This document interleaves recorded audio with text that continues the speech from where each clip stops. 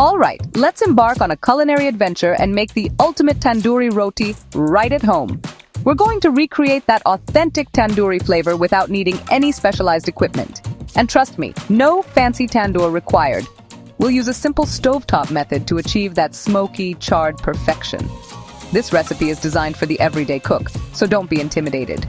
First, grab a big mixing bowl. Make sure it's large enough to comfortably mix all the ingredients without making a mess. Into it, toss in 2 cups of atta, that's whole wheat flour. Atta flour is key to that authentic roti taste and texture, so try to find it at your local Indian grocery store or online. Next, add 3/4 teaspoon salt. Salt enhances the flavor of the roti and balances the sweetness of the sugar we'll add next. Then, 1/2 teaspoon sugar. The sugar not only adds a touch of sweetness, but also helps with the browning process during cooking. Now, 3/4 teaspoon baking powder.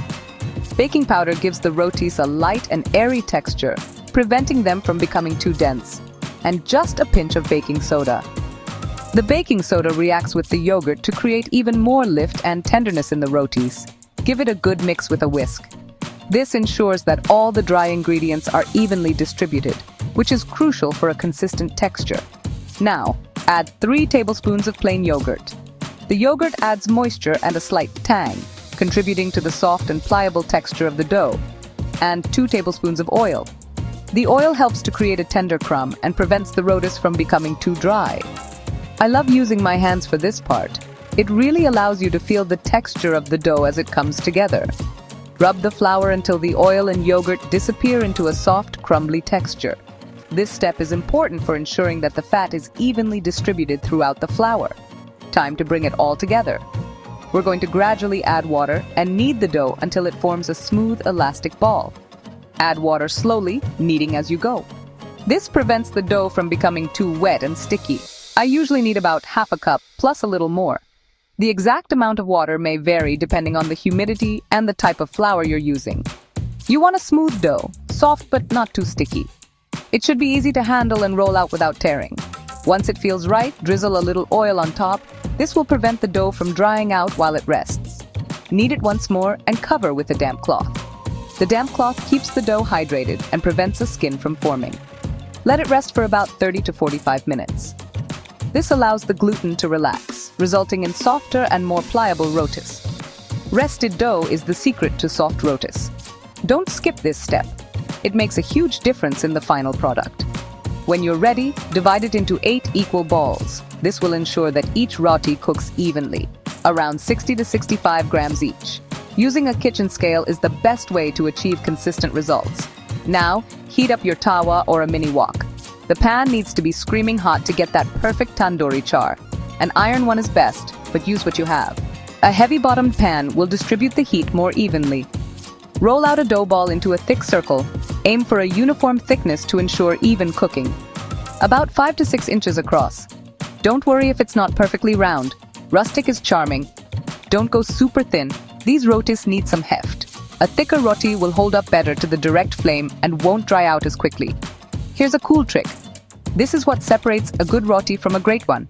Generously brush one side of your roti with water. Make sure to cover the entire surface evenly.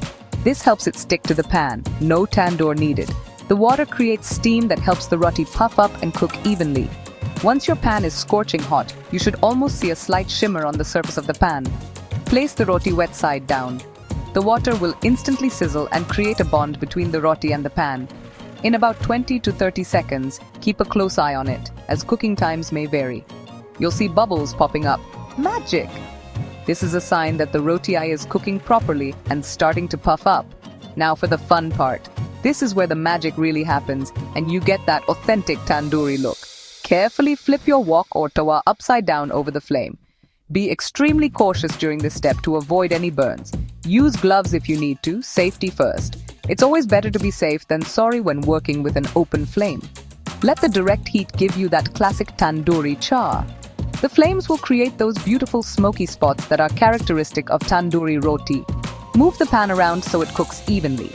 This ensures that all parts of the roti are exposed to the flame and get that perfect char. When brown spots appear all over and the roti looks nicely charred, it's time to remove it from the flame. Flip the pan back and gently lift off your roti. Use a spatula or tongs to carefully remove the roti from the pan. Brush it with ghee for that irresistible shine and flavor. Ghee adds a rich, buttery flavor that complements the smoky char of the roti. Repeat for the rest, making sure to adjust the heat as needed to prevent burning, scraping off any stuck bits before starting the next one. This will prevent the burnt bits from transferring to the next roti. Tandoori roti is the hero of any Indian meal. It's the perfect accompaniment to a wide variety of dishes. Pair it with creamy dal makhani. The richness of the dal perfectly complements the smoky flavor of the roti. Buttery paneer masala, the soft paneer and flavorful gravy are a match made in heaven with tandoori roti. Or even a simple aloo gobi. The earthy flavors of the vegetables are enhanced by the smoky char of the roti. Give this recipe a shot. You'll be amazed at how easy it is to make restaurant-quality tandoori roti at home. Homemade tandoori roti is easier than you think, and so worth it. The satisfaction of making your own fresh, delicious rotis is unparalleled. Let me know what curry you'll try it with first. I'm always looking for new and exciting flavor combinations. Enjoy your homemade tandoori roti.